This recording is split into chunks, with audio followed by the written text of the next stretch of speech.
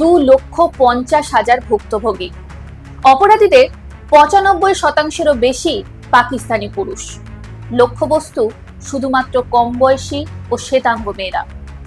কিভাবে পাকিস্তানি পুরুষেরা যুক্তরাজ্যের বুকে ইতিহাসের অন্যতম ভয়াবহ গ্রুমিং গ্যাং কেলেঙ্কারির জাল বুনেছিল, আজ সেই সম্পর্কে আলোচনা করব।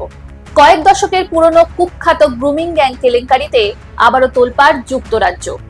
ব্রিটিশ শিশু সুরক্ষার চরম ব্যর্থতার নজির এই ঘটনা, যেখানে পাকিস্তানি পুরুষদের একটি সুসংগঠিত নেটওয়ার্ক পুরো দেশ জুড়ে অপ্রাপ্তবয়স্ক শ্বেতাঙ্গ ও অমুসলিম মেয়েদের টার্গেট করেছিল।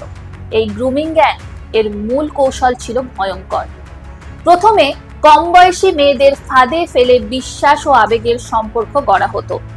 তারপর চলত নির্মম যৌন নিপীড়ন।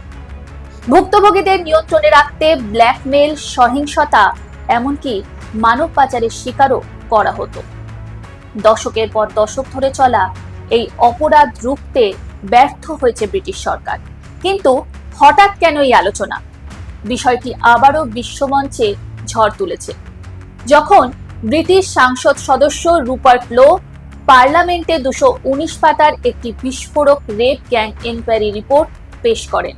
এই রিপোর্টে ভুক্তভোগীদের জবানবন্দি শুনলে গা শিউরে উঠবে। সেখানে স্পষ্ট বলা হয়েছে, প্রায় 2,50,000 শ্বেতাঙ্গ ব্রিটিশ মেয়ে এই সুসংগঠিত চক্রের শিকার হয়েছে। সবচেয়ে বড় ধাক্কা, এই প্রথম সরকারি স্তরে স্পষ্টভাবে উল্লেখ করা হলো যে এই জঘন্য অপরাধে অপরাধীদের 95%-এরও বেশি পাকিস্তানি পুরুষ।